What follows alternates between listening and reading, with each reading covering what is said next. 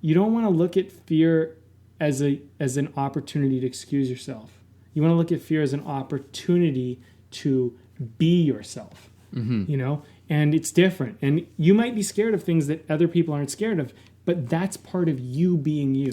Yeah. Yeah. And sometimes it's, what you're saying, it's like you have these past things. Like, it's like, oh, well, I'm afraid of this because of blah, blah, blah, blah, blah, blah, blah in the past. It's like, yeah, okay, fair enough. But whatever's in front of you right now, that's the only thing that you have to be afraid of. Right. You know, like, because the past is gone. Because the past is gone. This is Way of the Artist with Brandon Colby Cook and Evan Schulte. Identifying your blocks and demystifying your struggles so that you can claim your own path and make your life a work of art.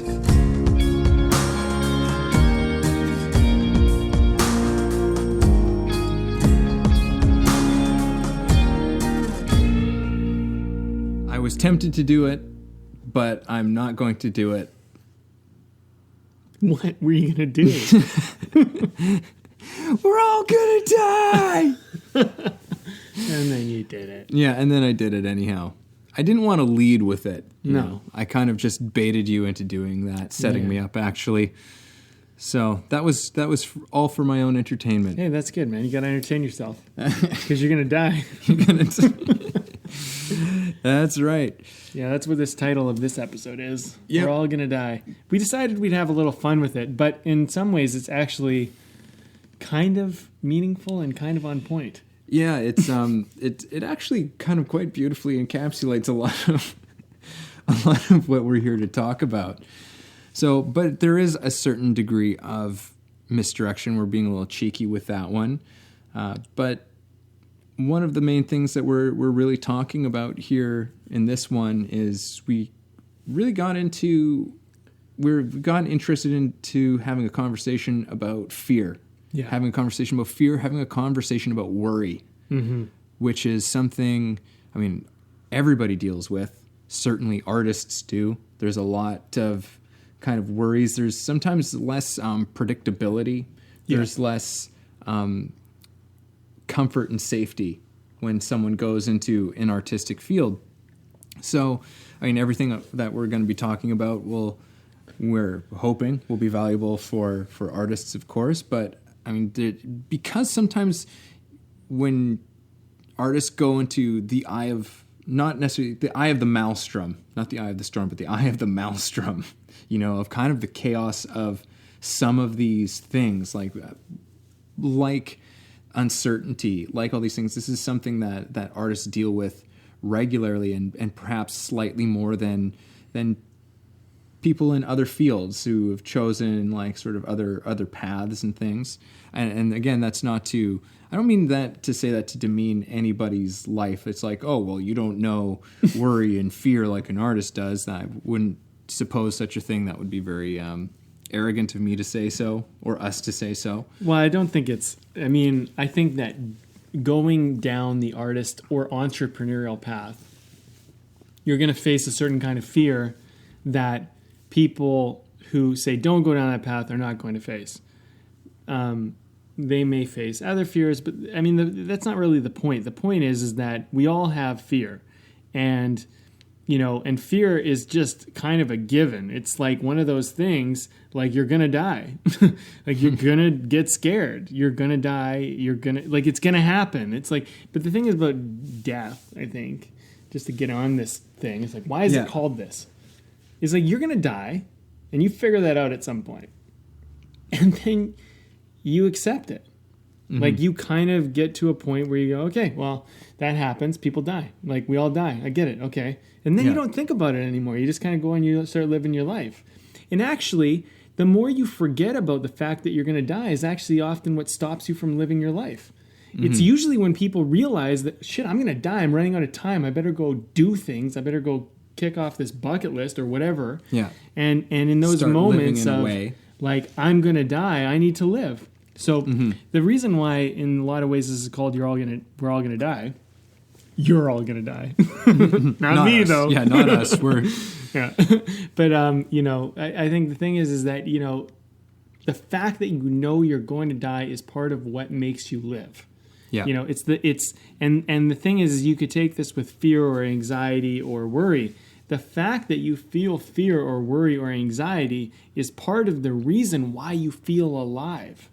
Yeah. And the problem is that we have a relationship to these things that actually works against us in a way. And so what we want to do is we want to kind of like look at this, kind of reevaluate, change some perception around it, and actually show you that it's like one of the best gifts that you can get. To be afraid is aliveness.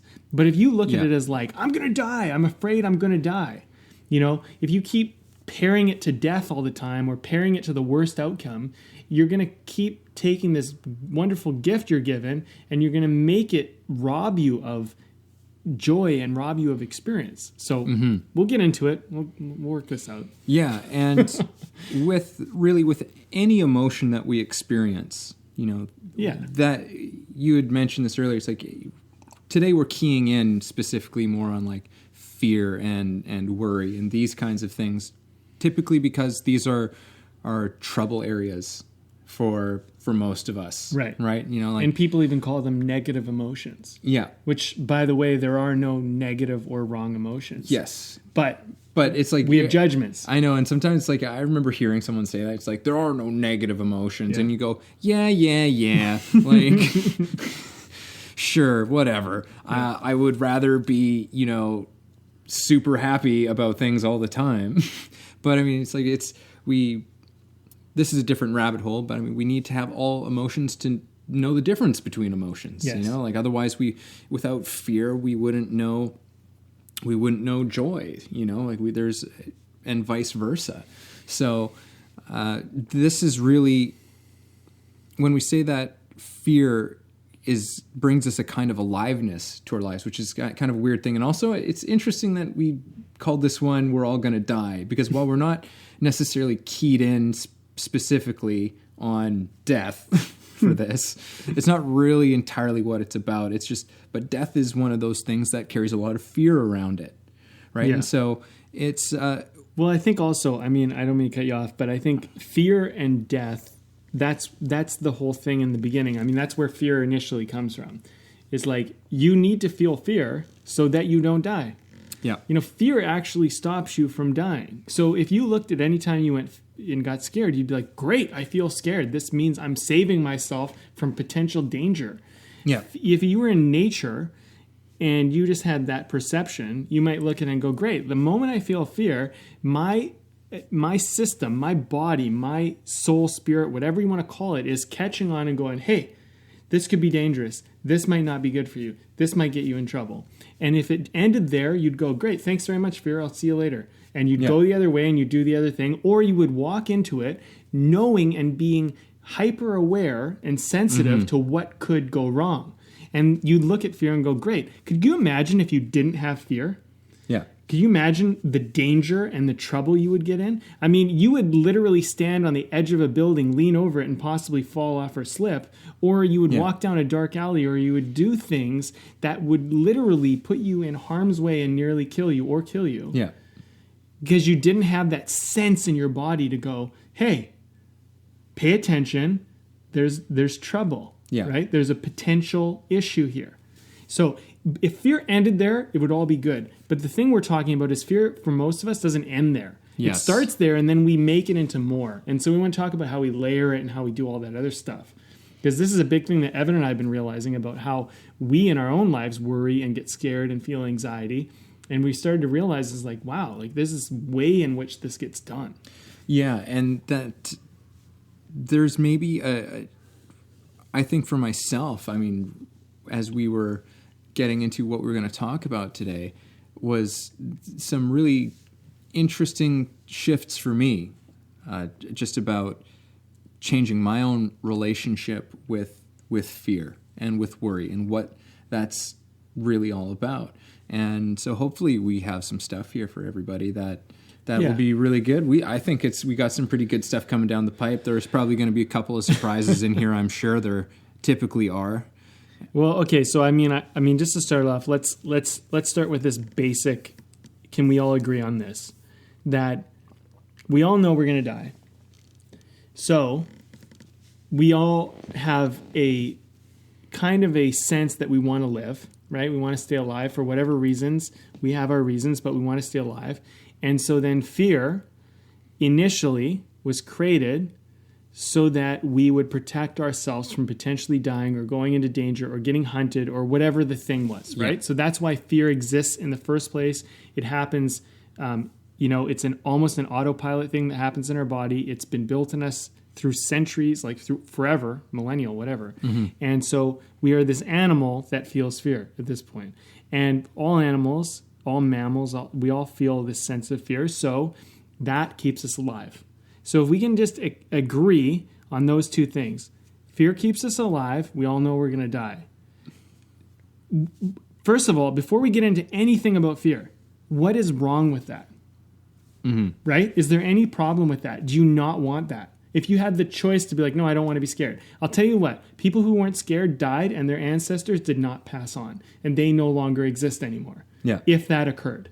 So it was the people who were scared that lived. You are a byproduct of fearful people because fearful people survive. So in some ways, if you want to keep living, fear is necessary. Yeah. So if we can agree on that, then you can start to build upon that platform and you can begin to see, and I'm just pointing this out because this is the big awareness I've had. Because I've been going through my own little set of anxieties and worries and whatever. And I'm realizing that it's like, oh, great. This stuff is actually good, but my judgments are harsh. Yeah. And that's been the challenge I've had to kind of face, right? Yeah. And really what we're getting into, like, as you're saying, is there's the fear that keeps us alive from an almost physiological standpoint. And it's what keeps us in the game of life. Yeah. Keeps it going. Yeah, it keeps it going. So it's just like, hey, like, you're here, you're in this playground called the world, where there's all kinds of possibilities and relationships and events and experiences to be had. And our fear keeps us alive. And just to go back to, just because you had referred to our ancestors and stuff, and we go, well, geez, like, fear's like, no, yeah, like, we've got to be afraid so that we can, and that was literally just like about survival. But we're not at that place anymore. Like, yes, there are some situations where it's like, hey, don't step out into oncoming traffic. Like, that's kind of where our actual fear survival stuff is still valuable. But our fears now run such a massive gamut, and they become quite unreasonable to a certain extent. And typically where they become unreasonable is when we do this thing where we worry on top of the worry, and we worry on top of the worry on top of the worry. Yeah. And we worry about worrying. Yeah. And there's a story that starts to build up, right? And so there is the weight of the fears that we feel. Like, they definitely have a weight, just as there is a weight to any other emotion that we have. Like, even when we're out at a music festival or something, we're just like having a blast or something. There's a lightness to it, but there is a weight to that emotion. We feel it, but we don't fight that emotion. Most of us don't. We don't fight the feelings of joy and celebration and all of that. Fear is one that, in our culture, it's something that we look at, again, we call it something like a negative emotion. And as a result, it becomes this thing that we're like, oh no, can't have that. We just got to shove it away. We just got to try and keep a real tight lid on those things because we consider it not appropriate, or maybe not necessarily not appropriate, but it's not, we don't want to encourage it. We don't there's something that we have such a resistance to having this emotion. Mm-hmm. And that is where we start to get into trouble. It's through our defiance of that emotion, it's through our resistance to it, that we actually end up feeding it in a weird kind of way. Yeah. Because those fears become phobias, and this is what happens when they just kind of are allowed to continue on. They're not acknowledged, is that they kind of build and fester, and they become these very often little idiosyncrasies, these quirks, these behaviors that we just go about in our lives, and we just act from a fearful place without necessarily always thinking about it. And it's like, but every time we feel the fear, but we just go, okay, no. Like, all right, and we try and get rid of it. That's the kind of the problem with it, is that we're always trying to just get rid of fear. How can I just get rid of this feeling? But fear has an extraordinary gift to it. Fear has lots of extraordinary gifts to it. There's some gold inside of it that only occurs if we learn to accept our fear. Because it's through, and we were talking about this, that we're all, most of us are familiar with like the saying, it's just like, courage isn't the absence of fear. Courage isn't the absence of fear. It's something like it's taking action in spite of feeling fear. It's like you feel the fear, but you do it anyway. Yeah, exactly. And that's what courage is. It's not that you don't have fear. It's that you feel fear, but you do it anyway. Yeah. That's essentially what. Yeah, basically. And so in this way, it's like courage is actually the acceptance of fear. It's only through accepting it that we actually find courage. Because when we don't accept our fear, we're running from it. Exactly. It's bullshit. Yeah. It's denial. I mean, no courageous person. I mean, you can deny that you're scared, maybe for image, for pride, or whatever. But at the end of the day, I think you're going to know what you're feeling. You're going to know what's going on. And there can be a point where you do things that aren't actually scary to you, but they might be scary to others. And maybe you give yourself a pat on the back, or that looks good because you're no longer scared of it, but they are. And so you do it and it impresses them, but you know you're a fraud because you know that it wasn't that scary. Yeah. But just because it scares them, impresses them, that's really what you're going for. So you're not building courage in that state. You're actually just trying to impress people, right? Yeah. Which is a whole nother rabbit hole we could go down if we wanted to, but we won't. But the courage that you feel, like courage is just another term for aliveness. Courage is just another term for like, hey, you know what? I've had a recognition that I can go where others can't go. I mean, think about it this way. Imagine you had a tribe, right? And everybody's scared to go in the forest because monsters live in the forest. Beasts live in the forest and they will eat you. But you have someone from the tribe that goes, I'm not scared to go in the forest. And they go in the forest and they go grab something amazing and they come back alive. And everyone's like, wow.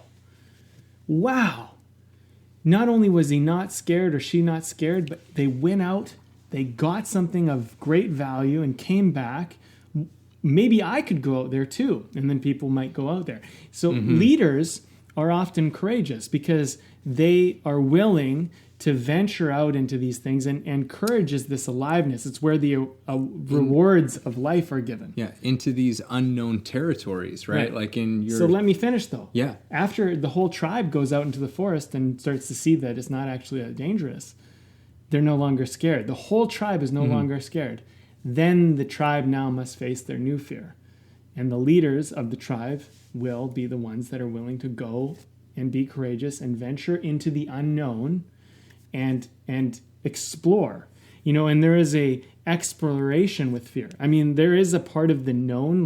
We live in a world now where a lot of the things we're scared of, we already know they're not going to kill us. We already know it's not a problem. Yeah. But, there was a time where people went out and did things, and I think there still is in some ways, but there is a place where people can actually show courage where they don't know the outcome, but they do it anyway because the willingness to explore, the willingness to find a reward, the willingness to live beyond what they know is more intriguing than the fear.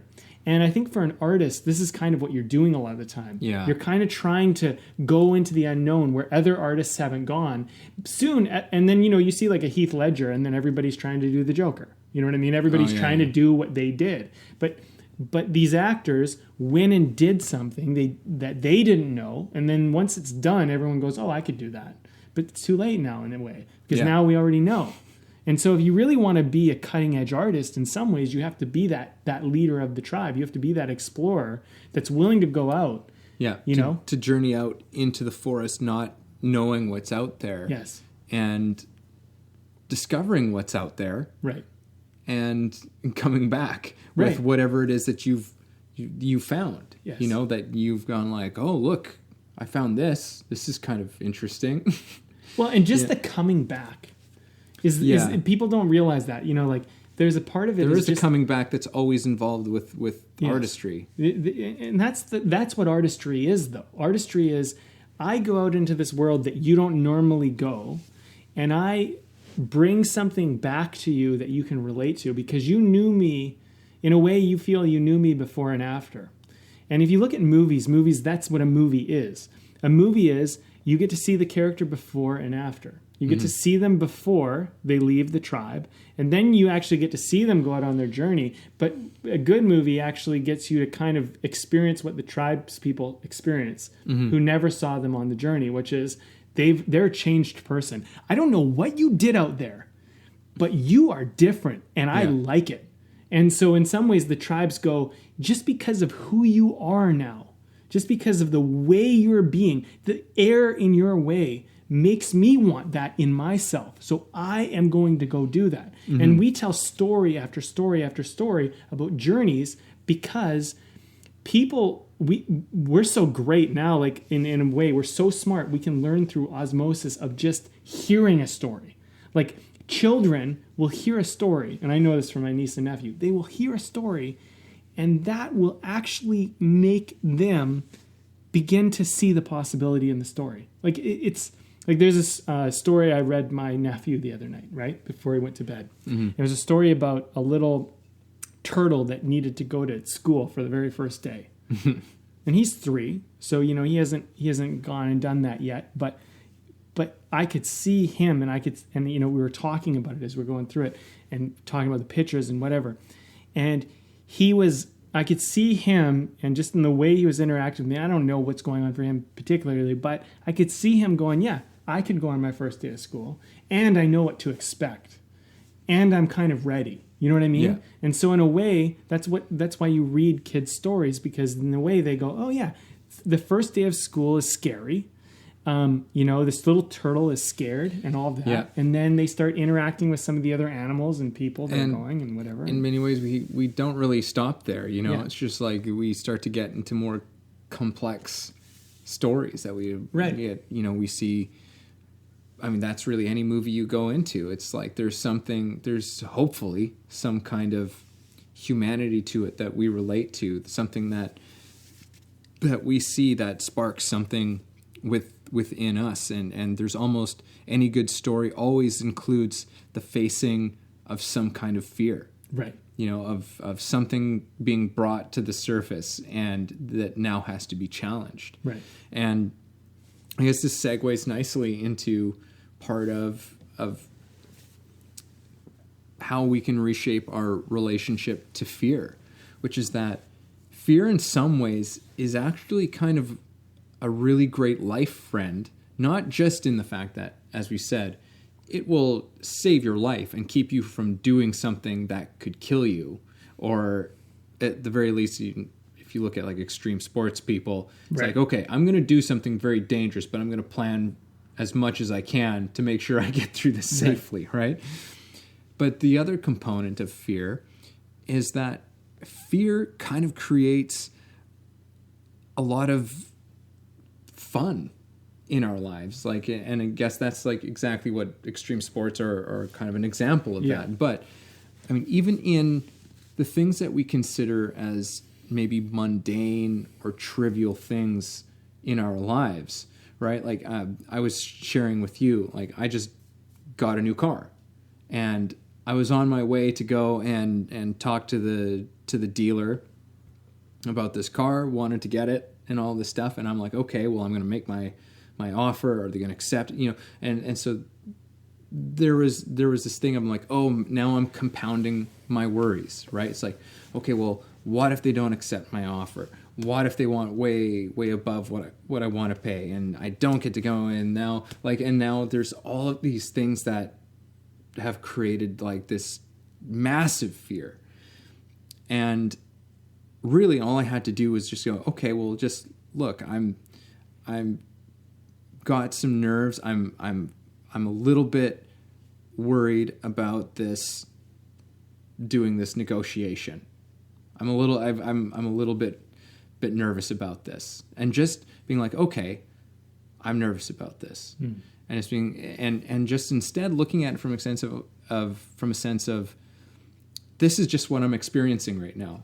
Okay, I'm nervous about going to negotiate for this car, and just making it about that, not making it about all of these other things, this whole narrative, this whole story about what my fear could mean and where it could spiral off. Yeah. It's just like crazy. It's like, no, let's just keep it what you're just afraid about this negotiation. Mm-hmm.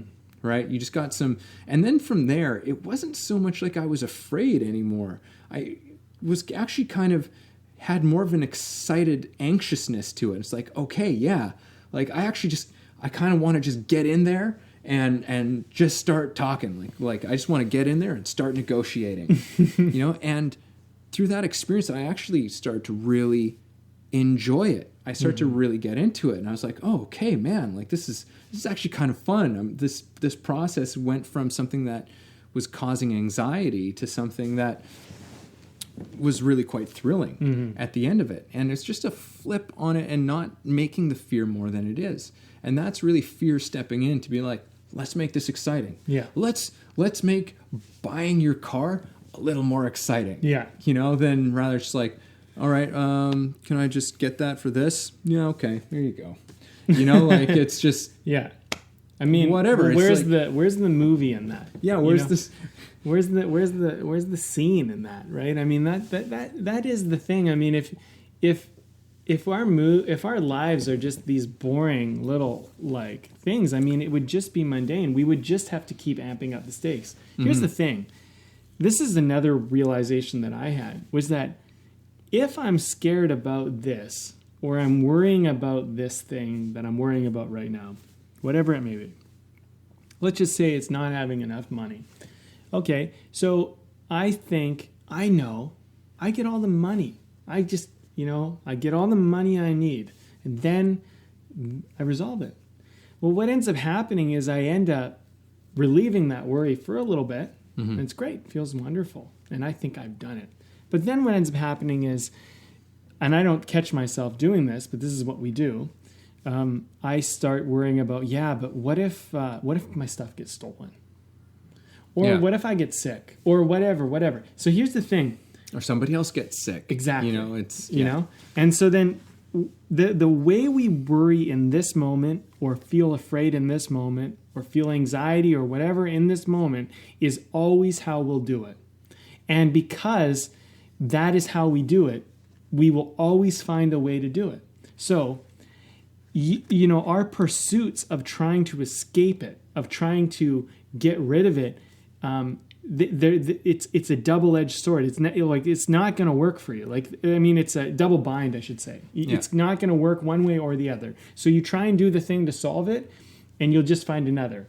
If you don't do anything at all, you'll get bored of your life, and you'll feel complacent, and you'll get depressed. So in some ways, feeling fear is what actually gets you away from depression. It's what gets you away from feeling lethargic and bored, right? The fear is what makes it kind of vibrant. And here's the thing, here's the telling feature. If you feel afraid or you're worrying, ask yourself this first question: am I going to die? Like, really, is my life in danger?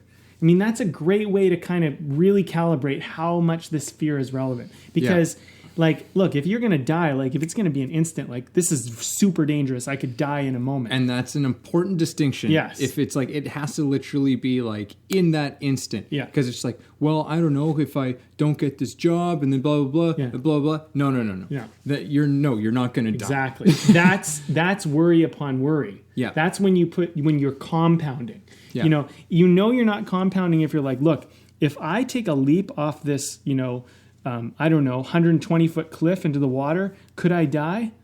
Yeah, I could die. If I land wrong, I could die. I could literally just die in the next few seconds. Yeah. That is an instant. That's not compounded fear. That's you going, why am I doing this? Am I trying to do it to impress my friends? Do I really want to do it? And maybe you jump, maybe you don't. But the thing is that you are factoring in this is a real instant fear.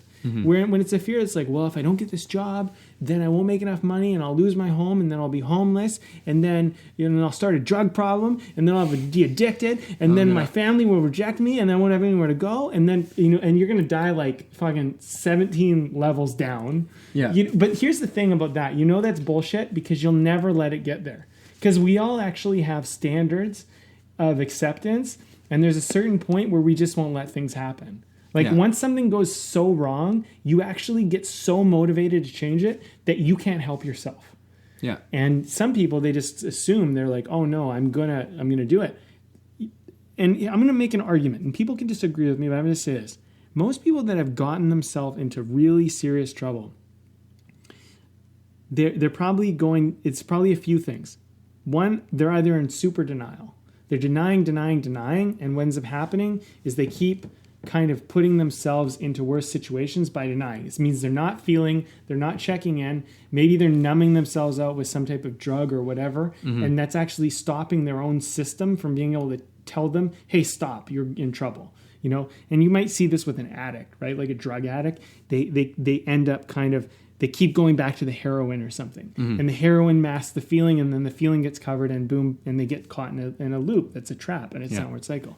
The other thing that can happen is maybe mental illness, in which you lose maybe touch with reality, or you lose touch and you don't have anyone there to kind of help you or redirect you or whatever.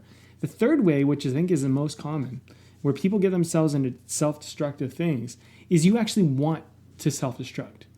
And you might not admit it, but you actually want. And you might even argue that the addict and the mentally unsound person are both actually trying to destroy themselves because in some ways it gets them what they want. But I mean, I know this opens a bit of a Pandora's box and it might ruffle a few feathers, but here's the thing I've noticed about myself. Usually when I get myself into a difficult situation, it's I could have changed it, but it's actually what I wanted. And this takes a huge amount of humility and honesty to do this, because you begin to realize that you're getting something out of being self-destructive. Maybe you're getting attention. Maybe you're feeling like you're important to people. Maybe you're proving a point to people that, like, see, you did this to me. That's why I'm like this, whatever, right? But there's something you're getting out of it, and you're doing it. And to tie this back into our conversation, sure, like what we've been going on, is that sometimes it's a thing that what you're getting out of it is that it's keeping you from having to confront and accept a fear. Right. Sometimes that's what it is. It's like, oh, I just don't want to look at this thing.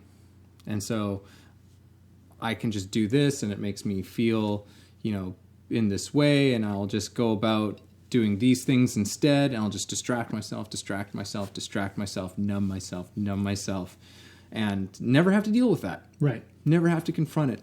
But I mean, in that situation, again, this is exactly what we're talking about. That's typically the result of just compounding fears. And that whole process of compounding fears, we're creating them. Right. To a large degree, we are creating them. We've both been blessed and burdened by this ability that we have as human beings to be able to have some kind of foresight, to be able to kind of imagine what the future might be.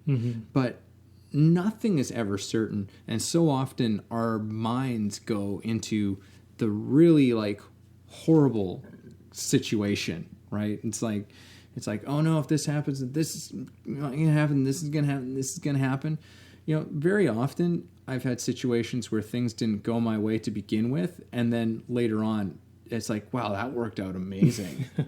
Like if things hadn't gone this way. That happened today. Yeah. You literally, like the story you told me when you first met up with me was I was worried that they're going to laugh me out of the room, and you had this story. Yeah. I mean, casually maybe, but you had a story going on, and then you went there and you're actually like, well, actually this is a reasonable, and then when you told me a little bit of what you had done your research, you had figured out comparable prices, you had done all this stuff, and still the story was playing, right? And I think that, as much preparation as you did, it wasn't going to stop the fact that you were going to have this little anxiety or fear. Yeah. Like, and that was my point earlier. I said, what you worry about now is what you're going to worry about later. It's just going to look different. And in some ways, we try to plan and prep and be secure. And the thing is that you won't ever dodge the feeling. Mm-hmm. So you might as well just do the thing that you care about, is my point. You know, because I do think you need to kind of like look at life and go, okay, look, I need to put a little money aside because there are rainy days. There are days where whatever. But if your whole life is waiting for a rainy day, well, there's consequence. Yeah. You know? And I'm not saying it's wrong, but you got to decide, do I want my whole life to be waiting for a rainy day? Yeah. Yeah. And it's just like, you know, it's basically curling up into like a little hole, you know, like putting your stores away and crawling up under the ground and never, like, barely ever peeking out to see the light of day. And it's like and using this just as an image, you know, but that's kind of what living, like, under the thumb of fear, when as we were saying earlier, when fear becomes a burden, you know, fear, like, by compounding, and again, it's usually only by compounding the fears. Because if we address the initial worry, the initial thing that's creating this sensation in us, it's actually quite manageable. And in fact, manageable isn't even necessarily the right word for it. But it's something that we can experience actually without very much difficulty. You can just like, oh, okay, I'm afraid about this. Right. Okay. All right, cool. Well, I'm just kind of afraid of this situation. But again, it's like in most of just like in this one, like I'm going in to talk about buying a car. Like my life is not in jeopardy, not even close. But we run this kind of game in our minds all the time with all sorts of different things, all kinds of mundane things, and it's totally fine that we have some fear, like that we have little fears and worries about mundane things. Like we said, that often just adds a little bit of excitement into these activities that we're going about. But when we just keep on adding to it, and then they become these massive weights, these huge burdens upon us. And I don't think that that's what fear is really there to do. Fear is not there to burden us. No. Fear is not meant to burden us. It's there to keep us safe and maybe have a little more fun doing some of the things that we're doing. It can actually offer us that, because fear and excitement often feel exactly the same thing in our bodies. Physiologically, we often feel them in the same parts of our bodies. You know, it's like you feel a little racing heart, sweating palms, things like like this. Yeah. Like sometimes, like maybe there's a little something in the stomach. Yeah, like there's such similar feelings physiologically. They're almost inseparable. You bring up an interesting point, because here's another thing. How do you know you're scared? Like, I mean, just like really honestly, like, how do you, like, I mean, here's the first thing. I don't think most people, because our culture is so negatively opinionated and judgmental of fear, I would be willing to bet that most people don't even know half the time that they're scared. I think that we have strategies to numb out fear to such a degree that when we're scared, most of the time we don't even notice it. We just have a way of kind of avoiding it, of deflecting from it, of distracting ourselves, of doing something that doesn't make us feel some form of anxiety or fear or worry or whatever. And because we're not in touch with it, we don't even know. And then the other thing too is when you actually do have an experience of fear, or what you call fear, how do you know you're scared? It's a very interesting question, because how do you know you're not excited? Well, you might say, well, I'm not excited because I'm not like happy about it. I'm not like optimistic. I mean, well, maybe that's why you're fearful, because you decided that it might not work out. You're maybe because you're looking at how it might go this way, that's why you're experiencing fear. But if you're looking at how it might go that way, then maybe you would experience excitement. And so really, it's not a matter of fear or excitement, it's a matter of perception. And so, you know, in some ways, you know, if you're feeling fear or you're feeling excitement, either way, it's just your perception playing a trick on you. Because if you're not going to die, and sometimes even if you are going to die, you could feel excitement instead of fear. And I saw a guy today, I was watching a YouTube video. I don't know how it came onto my feed or whatever, and I don't even know because I barely even check this stuff anymore. But this guy was jumping from one building to the next building, and I swear this must have been like a 12-foot jump. He ran across and jumped, and he made it to the other side. And the fall was like 60 to 100 feet or something to cement. Ooh. Like, it was crazy. Like, I'm just like looking at this and I'm going, that is insane to me. Like, insane. Like, I could never see myself doing that. Yeah. But at the same time, it was amazing because I'm just like, wow, man, like your level of looking at that as not fearful is profound. Like it is profound, because most people would look at that and go like, you're an idiot because that's so dumb. And part of me, like my value system is, look, if it could kill me, if it could physically just kill me in an instant, my rule is I'm not an extreme sports guy. Like I've skydived, I've done a lot of crazy shit, but I'm not the guy that likes to risk my life. That's not how I get my, I don't need that kicks, to feel alive, right? But some people, they like that, and I don't judge, and that's great. When they do show me, like when people do stuff like this, I go, wow, that's friggin' amazing. But you think about what's the process of a person getting to that point? And here's the other thing too. When someone does something that I always question myself is like, my immediate question goes, but how much do you value your life? That's the thing that I always come back to, is like, because if you don't value your life much, you might be willing to take very scary risks because you're like, I don't care if I die. I'm like, honestly, like I'm running on a last thread. You might, and in some ways there's something admirable about that, but also at the same time you go like, I really value my life. I've worked very hard. I've read a shitload of books. I've studied. I've put a lot of time into developing myself.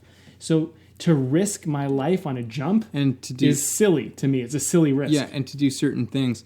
But also on the flip side, though, I am absolutely, I'm going to just say I'm certain that there are people who would say, but for me, it's kind of a flip on what you just said, right? Yeah. Where it's just like, you say it's like, oh, like I value my life too much to do that, right? To take that risk.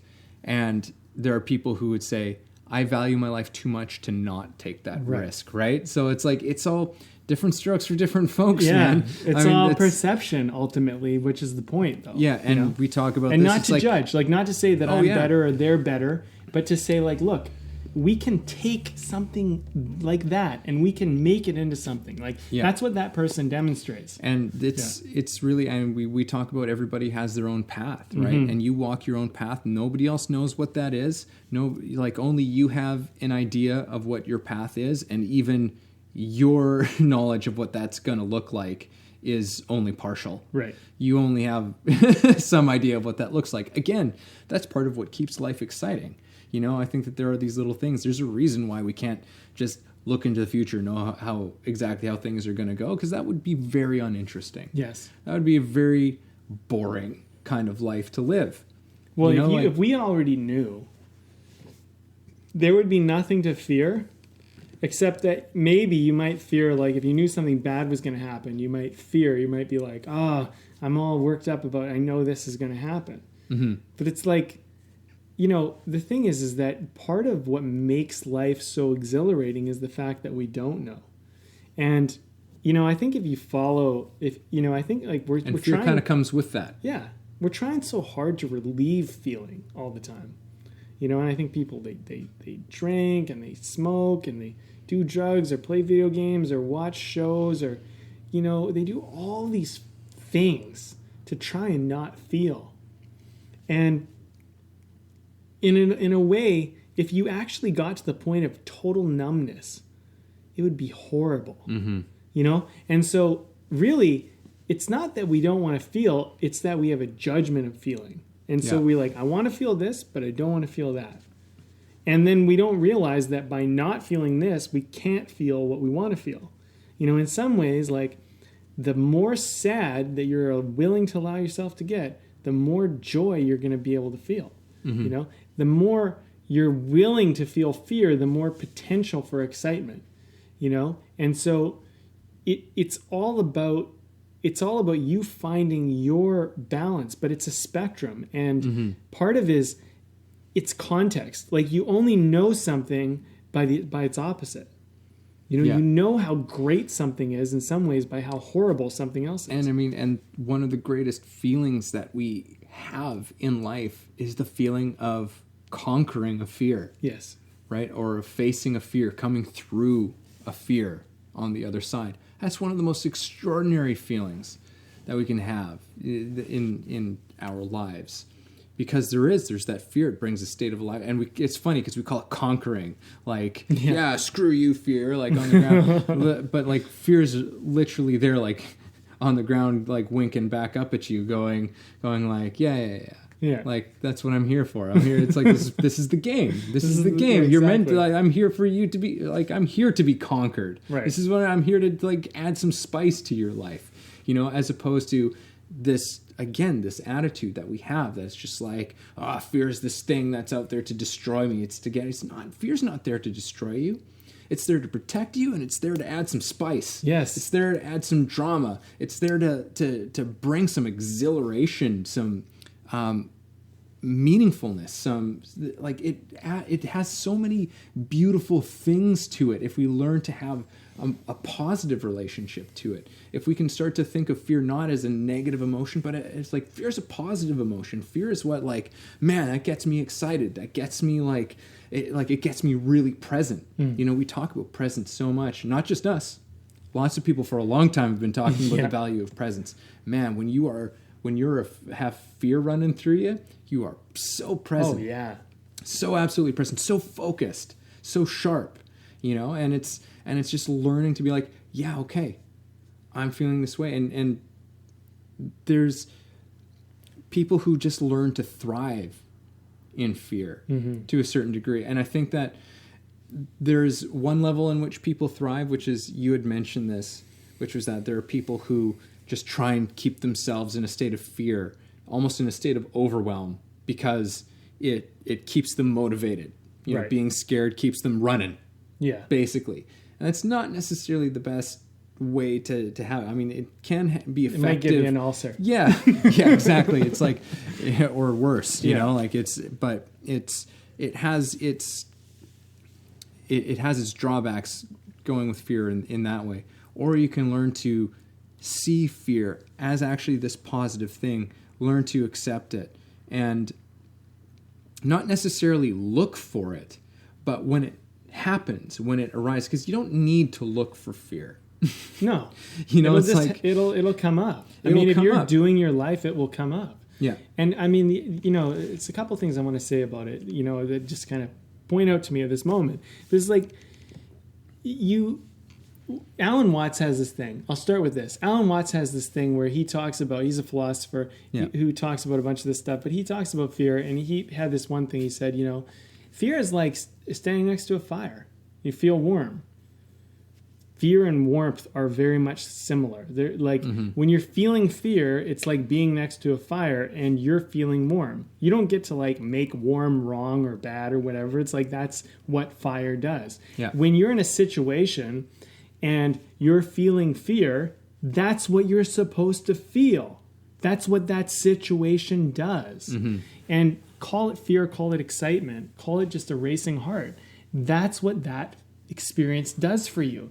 And in some ways, there's no changing that. The closer you get to that, the more it'll be. You know, my mom, she's scared of heights, right?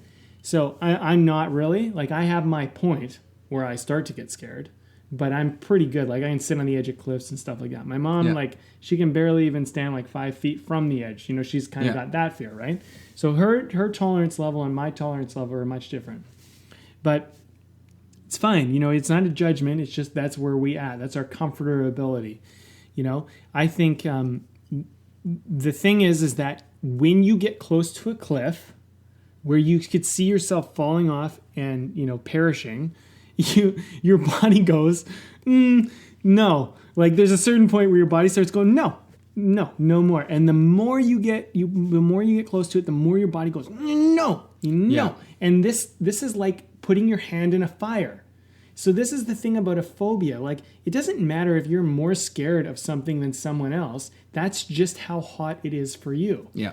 And so I think we have this kind of like judgment sometimes where we go like, I shouldn't be as afraid. It's like, no, that's where you're at. That's your sensitivity to it. Yeah. Like, look, if I had no sensitivity in my hand and you had a ton, and I put my hand and I was melting my skin and I'm like, it's not that hot. And meanwhile, you're like, whoa, like, look at your skin. Like, your hand's a little farther away. And you're like, that's really hot. You would look at me, if my skin was actually starting to burn, you would be like, I need to help you. Yeah. You know what I mean? Like, you're in danger. Yeah. You know what I mean? And maybe a bit of an idiot. Yeah, exactly. Like, something's wrong here. Yeah. Like, but that's the thing about fear is like, we need to look at fear as like a sensitivity to situations and to start to realize that like, hey, okay, look, maybe I'm a little too scared of the cliff. Maybe like standing 5 feet back is a little extreme. Yeah. Maybe 3 feet I'm a little more comfortable with. But maybe the guy who's like tiptoe on the edge, hanging over on one hand or something, it's like, maybe that's a little too extreme. You know, maybe I don't need to get there. But maybe that guy who's on the edge of there has been like doing this for a long time. It's like they're a rock climber or something who's like used to navigating. And maybe surfaces. for them, that actually pushes their goals forward in their life agenda and their direction. Yeah. You know, there's guys that climb cliffs without ropes. Oh yeah. Right? Like, it's crazy. They free climb. Yeah. Like, it's mind-boggling. And for most people, we'd be like, I would never do that. That's crazy. I get scared for them watching them on the video. You know what I mean? But Like, maybe that, like, and as something you said before, it's like everybody's going to have different fears. Though that free climber or that, you know, that hang glider or that whatever whatever the hell, pick your poison for extreme sports.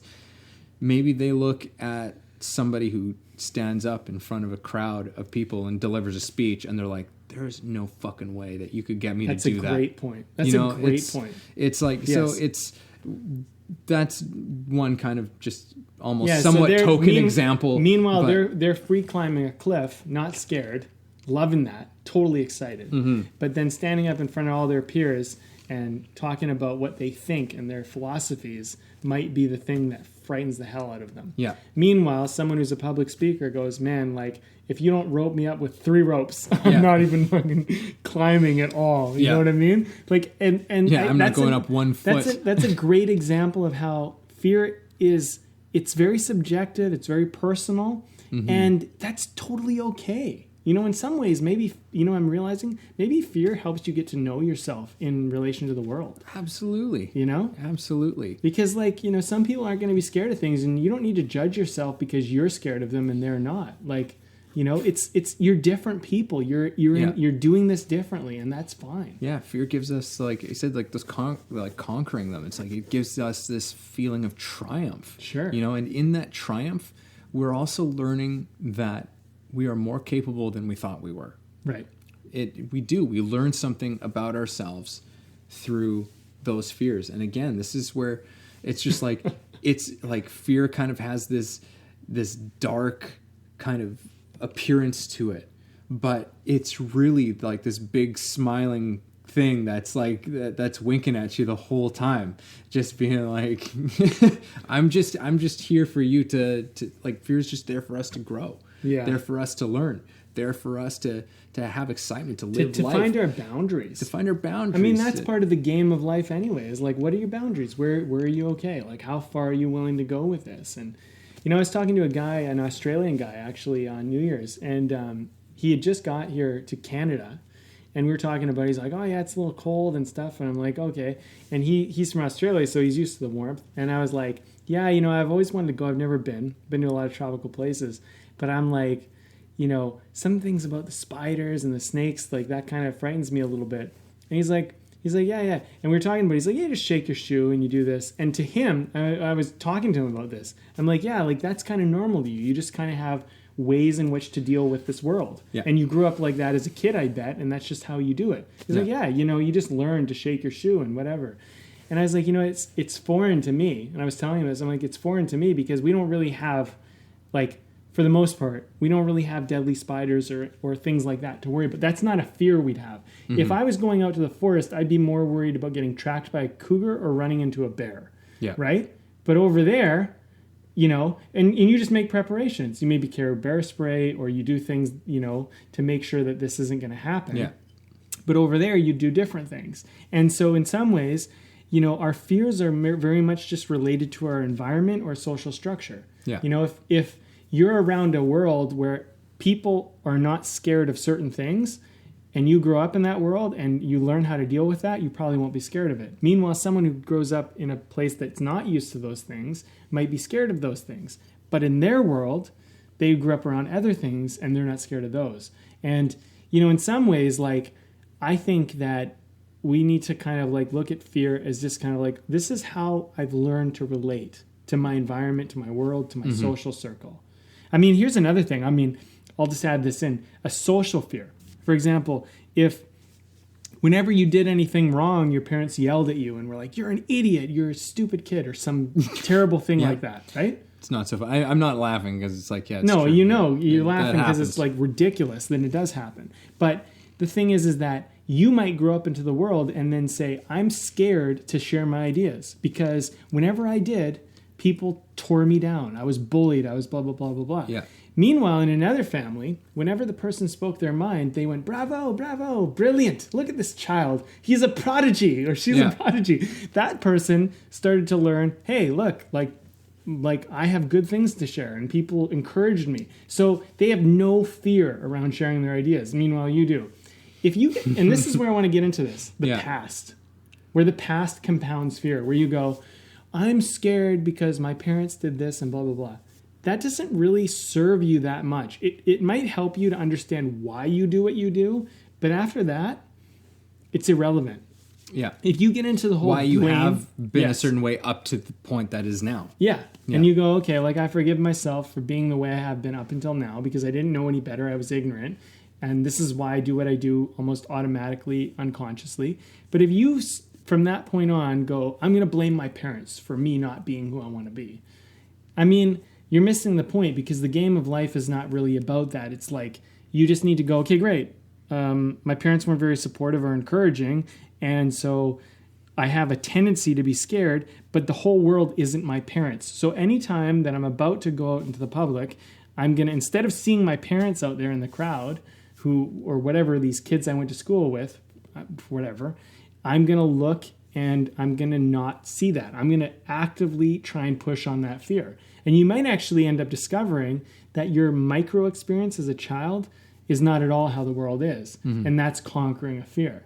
But if you sit around and blame and go, "I don't talk in public because of blah, blah, blah, because my dad did this to me or my mom or this teacher," then you're just being a victim, right? Yeah.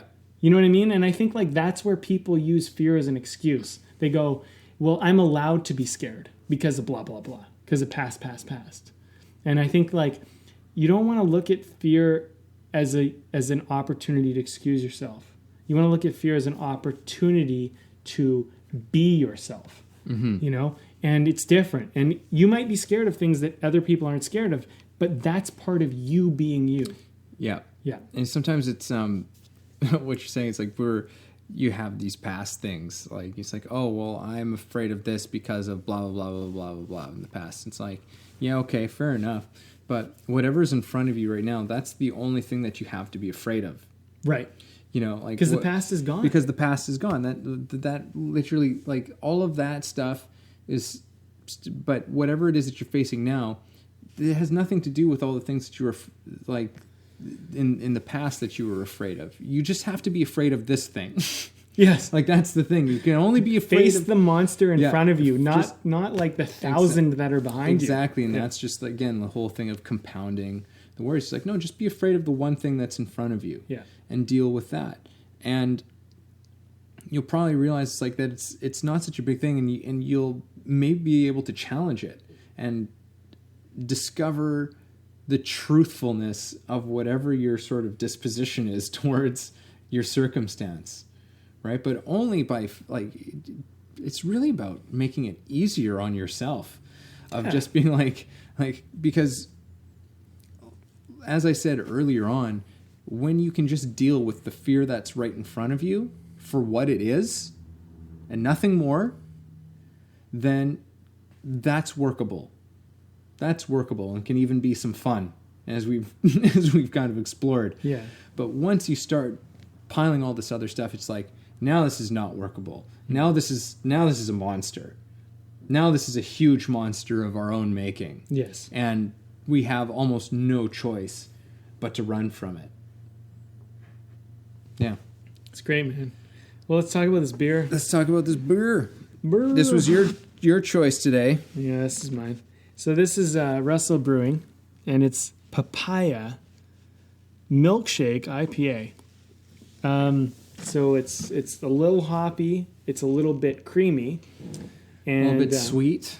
A little bit sweet with the papaya. Yeah. I've been enjoying it. You know, the one thing about it is it's smooth because of the milkshake, the cream feel they got to it. Mm-hmm. But it's not too hoppy because that creamy sweet papaya flavor kind of balances out the hoppiness of it. So yeah, it's been a nice it's been a tasty brew, to be honest. Yeah, I've liked it. I don't know how many of these I would drink. It's a little heavy. Yeah, it's a little heavy. And like you said before, IPAs don't go down quite as quick as some of the others. And the sweetness is the sweetness is like, it's fine. It's just, it's not my favorite in this one, but it's definitely definitely worth a drink for sure. Yeah, I mean, it's probably one of those beers you have like maybe one or two, depending on how you're feeling, and then you're kind of like, I got to move on from it because it is a very full kind of brew. Yeah, yeah, it's for sipping. Absolutely, yeah, totally. Well, anyway, we just have a brew because it's tradition. It spurs on conversation. Yeah. So we share whatever craft brew we tend to be drinking. And sometimes we forget what we're going to say as a result. It doesn't spur. Sometimes, or maybe that's just me. Usually I'm the one who forgets what I'm saying in the middle of what I'm saying. You didn't misquote anybody today. Oh, you kind of did. The courage one. Oh, yeah. You got to get one of those every day. Yep. Hit my quota. Yeah. Okay, well, let's wrap this baby up. I mean, we covered a lot of good stuff here, I think. Yeah, we talked about a lot of stuff about fear. And I mean, just to start off our conclusion here, I mean, I feel like if people can walk away from this and look at fear a little bit differently, that's a big win. If you can walk away from this and kind of see fear as actually your friend, as something that's helping you, as something that's keeping you safe and giving you an opportunity to feel a little more vibrance in life, you might not try to run from it so much, and you might not build it up into this thing that needs to be like some massive pill to swallow or some big monster to face. And you could just face one little fear at a time. And I think like one strategy that I'm kind of looking at is going, so I'm worried right now, or I'm feeling anxious, or I'm scared, and I look and I go, okay, all right, that's how I'm feeling. There's no need to be different. It's just what it is. That's where I'm at. And then I can go, okay, am I going to die if I go towards this? No. Okay. Well, let's go towards it. Or if I don't want to do anything about it, it just is. It just can be. No problem. I had a moment this week, actually, where I had anxiety come up because I'm moving again. And there's this part of me that's like, well, what if I don't get the place up? And it's weird. It's weird. I've never had this worry in my life until now. But all of a sudden I was like, what if I don't find the place that I want? What if blah, blah, blah, blah, blah. And I started, compounding. And I felt real anxiety, just real in my body. I was like, whoa. And I was just laying there in my bed because it happened at night. And it was a moment. And it was just like, wow, you feel real anxious right now. And I was like, okay. And the accepting of it allowed it to pass and allowed it to just be me kind of going like, and you know what I realized? This thing I realized, this is important to me. That's what it told me. That's what the anxiety told me, is that the next place I move to, it's kind of important to me right now. Mm-hmm. And, can you blame me for that? Is that wrong? Is that bad? Like, my body's just saying like, look, this is important to you. Yeah. And you feeling something. Because, And maybe you have expectations or maybe you have whatever, but it's important to you. And so then I went, okay. And then, it passed. Yeah. And it didn't have to be a big deal, But for a moment it was a big deal. Yeah. But then I just faced it and it kind of went away, Mm-hmm. Yeah. And there's what you're saying, and this is going to just, I guess, sort of catapult me into my closing remarks. Sure. Is that within fear, there's risk and there's potential. You're being presented two hands. Fear comes at you with two hands. And one is being consumed by the risk, being consumed by the danger, in which case it becomes an oppressor. Fear's like, okay, you're just going to stay down here for a little while. You're just going to stay down in this space, and you're just going to wallow into it until you get sick of me, kind of thing. At which point, or if you don't have to go through that, it's offering another hand. It's just like, or you can come and say hello, and I'm going to toss you up, and you're going to transcend. You're gonna go into the land of possibility instead, and you're going to be done with me. Or this version of fear. This version. You're going to be done with this one. Yeah. But you're being presented both of these things. You're being presented both danger and opportunity. And I think the thing is to start realizing that, yes, there is always an opportunity for something. With every fear that we come into contact with within ourselves, there's an opportunity. There's possibility that's going on there. A possibility for us to understand something more about who we are, about what we're capable of, about just how exciting and alive we can be. I like it. I really like.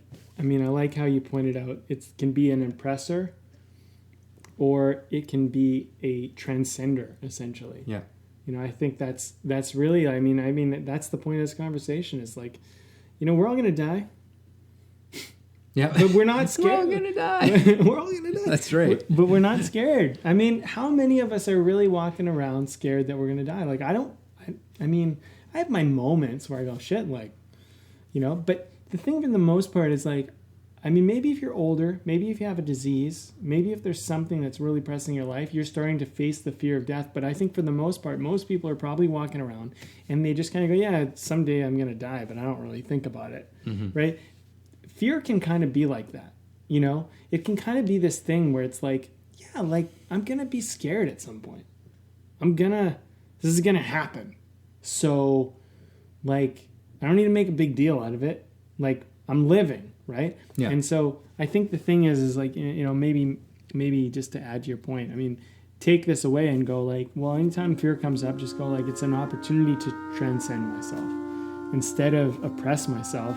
And, and I think that's where I'm going to kind of walk away with it and go like, okay, well, I'm feeling afraid.